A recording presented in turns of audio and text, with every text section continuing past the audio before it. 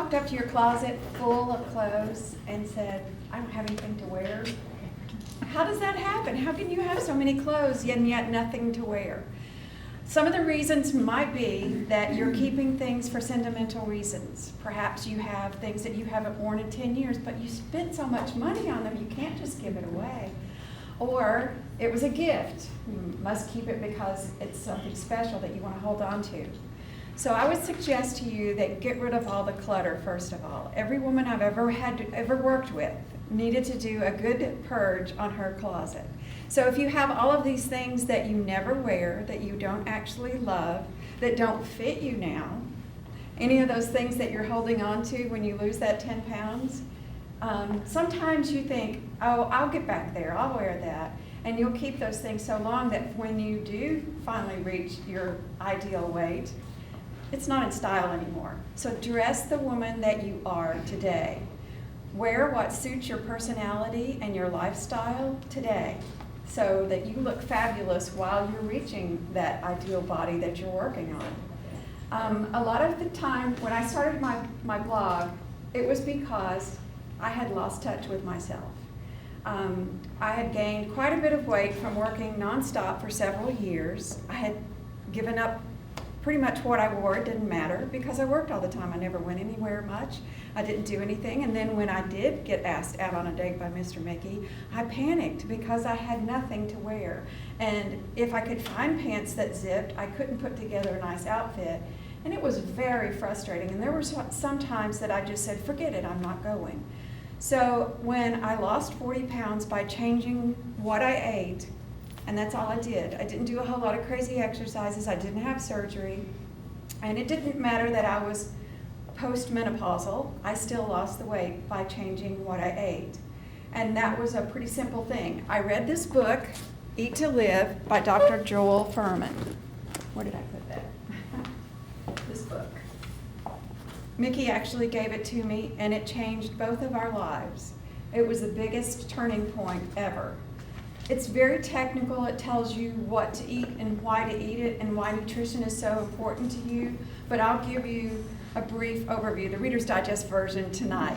If you eat the food that grows in the ground, like your great-grandparents would recognize, that's the most nutritional food that you can consume.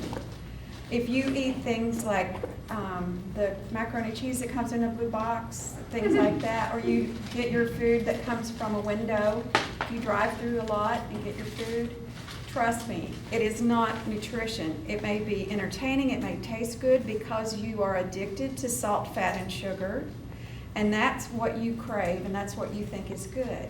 But have you ever noticed that when you eat that cheeseburger, 3 or 4 hours from now, you're hungry again? Because your body didn't get the nutrition that you needed.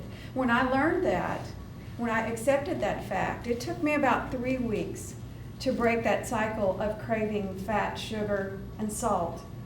Pretty much everything you buy that's processed has those 3 ingredients in it. And it's very addictive. It's like a drug, honestly. I have had times in my life, one time in my life when I was in my late 30s, I weighed 200 pounds. That's a lot on my 5'6" frame. I weigh 142 today. So you can imagine me in size 22 pants. I was really miserable.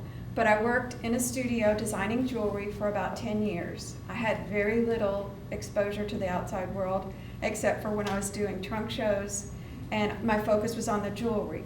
So my clothing and what I wore was secondary. I usually just wore black and a cool necklace, and that was good. I felt dressed. That was acceptable. But I wasn't happy and I wasn't healthy. This last time when I gained weight, I found that I was about 54 years old and I was about 163 pounds this time. I was very uncomfortable. I couldn't walk to the end of the block, much less 3 miles, which I normally do now, walk about 3 miles a day, if the weather's nice. But my feet hurt so bad, even in tennis shoes, I couldn't walk to the end of the block. So losing the weight changed the way my body felt, but even better, when I went back to the doctor after 6 months, and it only took me about 7 months to drop it was about 45 pounds actually by the time I was all done. When I went back to see my doctor, She was amazed. She couldn't believe that I went from possibly having a thyroid tumor that could have been cancerous. I had to have a biopsy done. They stuck a nice needle in my throat to take out a biopsy. It was really interesting. And then the next thing she said you're going to have to do is have, I had gallstones, had to have my gallbladder. I did have to have that done. Gallbladder was gone.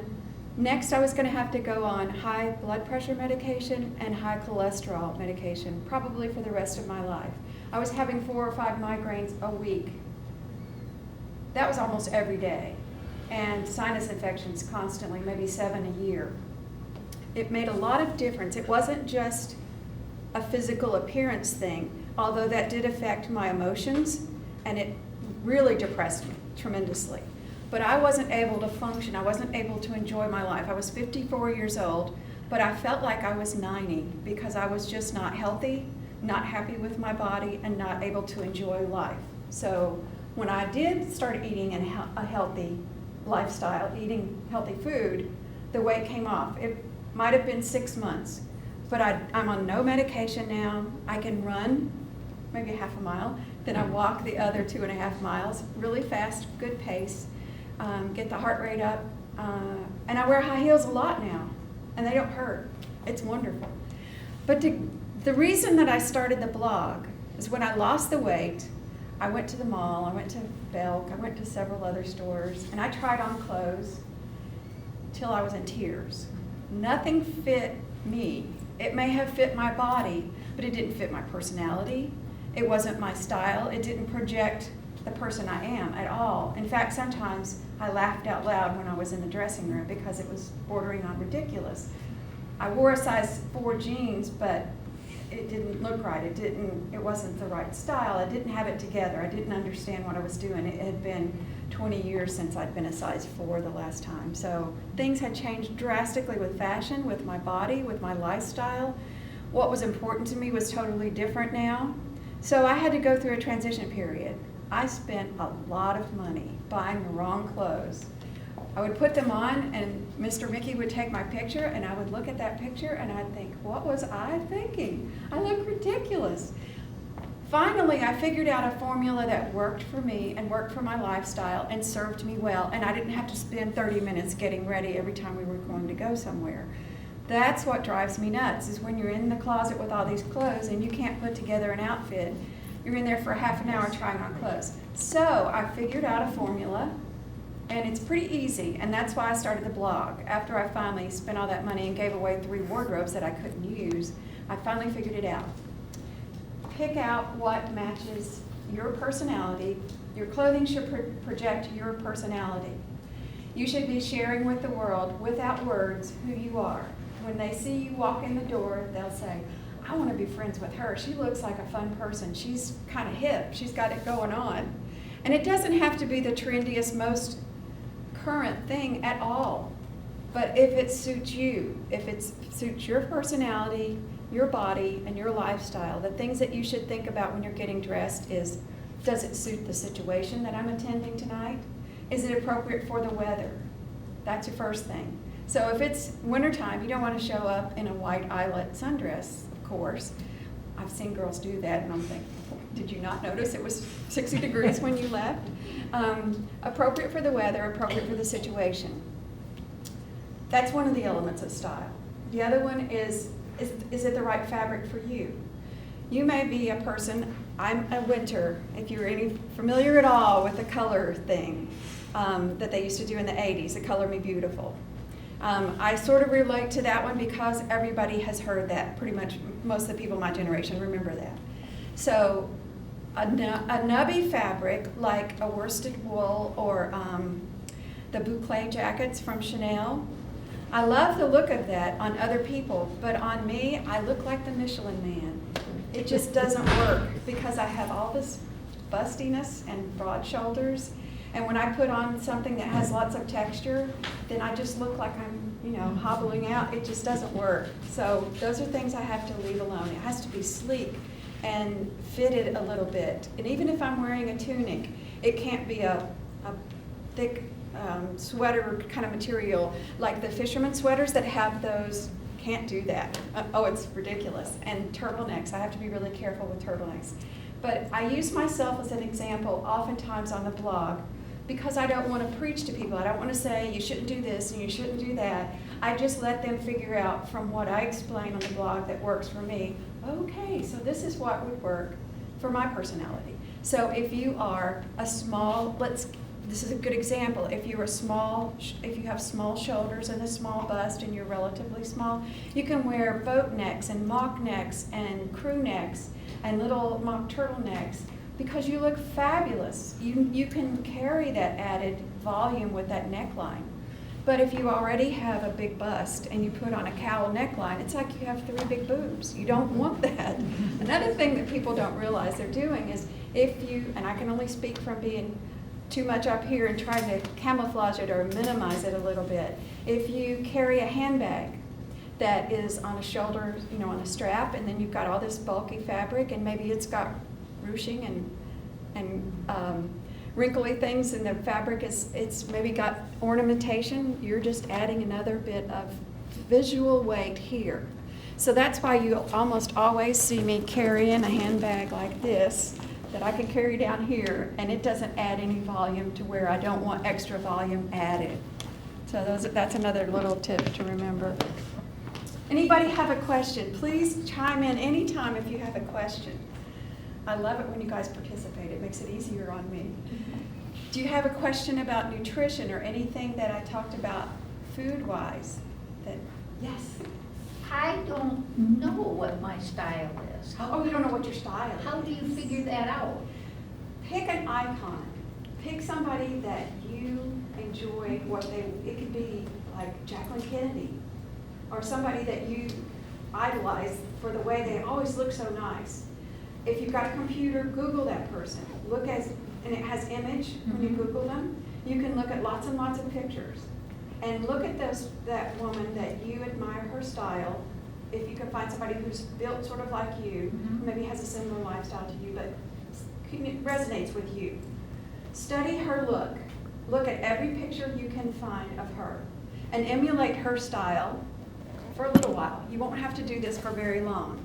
You'll find that even when you go shopping, or if you go to your closet and shop in your own closet, eventually that will rub off on you. That will become your style, and you will embellish upon it and make it even more unique for you. But that's how I found what was working well for me. The woman who is the editor of Vogue Paris, Emmanuel Alt, she is sort of a rocker kind of chick. She doesn't conform. She's not like our American editor of Vogue. She's totally out there. She wears like funky jeans and a motorcycle jacket and high heels, and I'm like, that's me. I like that. So that was how I started following her and seeing what she wore, and then I chiced it up a little bit, made it a little bit more for East Tennessee. So it was a bit much. But now I've softened that look and made it more appropriate for me and where I live and for my lifestyle. But that helped me to launch what was appropriate for me. So find an icon, somebody that you admire, look at their pictures, look at their style every chance you get, and it'll become part of your subconscious and how you decide what you're going to wear. And then you can polish it up however is appropriate for you. That was the best tip I ever got. Do you take someone with you when you're shopping, or do you go alone? I usually go alone, okay? Because I'm very impatient. I'm a very fast shopper, right? Amen. Usually I go in and I have something in mind that I'm looking for because I have a core wardrobe and I may be replacing a tank top. I usually go in and I get that tank top I'm looking for, and I might look at other things on the way out for a moment, but usually 15 minutes and I'm done in any store. You said you have a core wardrobe? Core, yeah, C-O-R-E. Right. Okay. I'll expound upon that. If you had just 10 pieces of clothing in your closet, or let's say you're going on a trip and you can only take 10 pieces of clothing, my personal 10 pieces would be a pair of blue jeans because I love jeans, and I'll tell you why. If you wear, let's say, traveler's pants from Chico's, you're all familiar with that. I have bought other colors. I only buy black now, and I'll tell you why. When you wear beige or white, every single mistake you've ever made is going to show. So I love denim because it's like having on a nice girdle that you can see, and you can show it, but it's going to keep you in shape a little bit. And if you buy jeans that have any kind of stretch at all, buy them to fit like a girdle, because if you're like me, within an hour, you have this bagginess going on that's very unattractive, and you're always pulling them up. So pick the size smaller than you normally wear. On the other hand, if I'm buying dress pants like these, I go up a size because I don't want those to be tight, and they usually don't stretch anyway. But I'm a pants girl. I'm not happy with the shape of my legs, and I don't like the way dresses look on me because proportionately, I don't have very long legs. So when I wear a dress, it looks like my legs are kind of short, and that's another reason I wear heels a lot. So my core wardrobe would be black jeans, white jeans, blue jeans, and maybe a dress pair of pants. Then I would have a white tank top, a white long sleeve blouse, I don't usually buy blouses because of the gaping thing. I hate that because every time you turn around, you're showing more than you mean to. So it's usually a solid knit like this with a little bit lower neckline. The reason that I go with a little bit lower neckline, for instance below my collarbone, is because I have a round face. If I went up to a crew neck or a mock neck, it just looks like a turtle because I have no neck. I need to show more skin here. So that's another tip. If you have a round face like me, round high necklines are not the easiest to wear. If you have a pretty oval face like you do, you can wear just about anything. So a jacket. I love jackets. Third element is always important. If you wear a black skirt and a black tank top and you put on a jacket, you can go just anywhere. I have white jackets that I love to wear all year round. That rule that we used to hear when we were younger about don't wear white after Labor Day, that doesn't apply anymore. Everybody wears white jeans in the snow now. If you're walking through Paris, you'll see women in black boots and white pants in the snow. So by having those core pieces, solid colors, they all mix and match, you can pull those together in any order to make an outfit to go just about anywhere. And my colors are gray, white, and black, and splashes of denim. Sometimes I wear electric blue or red because I like those colors, but they are not my core, they are my accent pieces. So those gray, black, white, any kind of sort of silvery, shiny material that's soft and smooth and supple, that works for me, just not the nubby stuff. But then you can add other colors and accessories. Now let's talk about shapes and materials because that's very important too. These are all black tops and you think, well, how many black tops do you need? Trust me, I have more. This is a really nice one. It looks very pretty. It's from J. Jill and it's casual. It's a tunic. It has a little bit of gathering at the front, the sides and the back, and then it's straight in the front. I like this, but it's not dressy. I couldn't wear it out to dinner. It's more casual. I'd wear it with jeans and maybe sandals and a long necklace like you have on. You did really well, by the way, tonight. You look fabulous. So this would be only limited because it is quite casual. This one is a little trendy. You can roll it up. It has tabs on the sleeves and zippers and that kind of thing. You could wear it with jeans and maybe a platform, those little trendy booty things that they have. But you couldn't wear it with a jacket and a silk scarf and dress it up. So it's limiting because it is a little too trendy. Black blouse, but a totally different story. And then you have another tunic. You guys know I love Chico's if you follow me at all. But it's a great tunic, but it also is limiting. You can't really wear it with a jacket or a cardigan. It's not a good layering element. It has details in the back, and it has an asymmetric hem and 3/4 length sleeves. So once again, you're limited as to how many ways you can wear it. And then Goldilocks said, there's the perfect top. It's a silky micromodal fabric that's very subtle, supple and soft and smooth, and you can easily wear it with a jacket or a cardigan. You can wear it by itself. It can be dressed up with a necklace, or it can be dressed up with a scarf, worn with a jacket. You can just do all kinds of wonderful things with it. And it's black, of course, so, but if you had one, this one is done by Covered Perfectly. It's a company in California that flies me out there a couple of times a year to model for them. But I love the company, and that's why I started representing them so much, because they have tops that are made for older women, 40 and older, because when you get, even when I was in my 30s, I didn't particularly want to show my arms. So 3/4 lengths or long sleeves I loved. The longer hemline rest here, so when you lift your arms, you're not showing your muffin top. It just works better. And the simple, slightly lower neckline comes just below the collarbone, so it's perfect for accessorizing. But this is the kind of top you would want in your core wardrobe, because you could get so much life out of it. These are great. You can wash them in the washing machine, but I hang them up to let them dry. Anytime that you have a wonderful knit fabric like this, a fine fabric, don't put it in the washing machine, because it will make it peel, it will lose its color. So I always wash mine in cold water and then hang them up to dry. You can wash them in the washing machine, or you said not to put them in the washing machine? Oh yes, I put them in the washing machine. Don't put them in the dryer. But yes, don't put them in the dryer. Sorry, I was. So all those were, only the black one you showed last with the scarf, is that part of your core, and the others are just not? They're just accents. They're fun. But I would only want. But that's your core? Yes, That's this part would of be your my core, and I might have this in white as well. In fact, I do, because it will serve you so well. You can do it in so many different ways.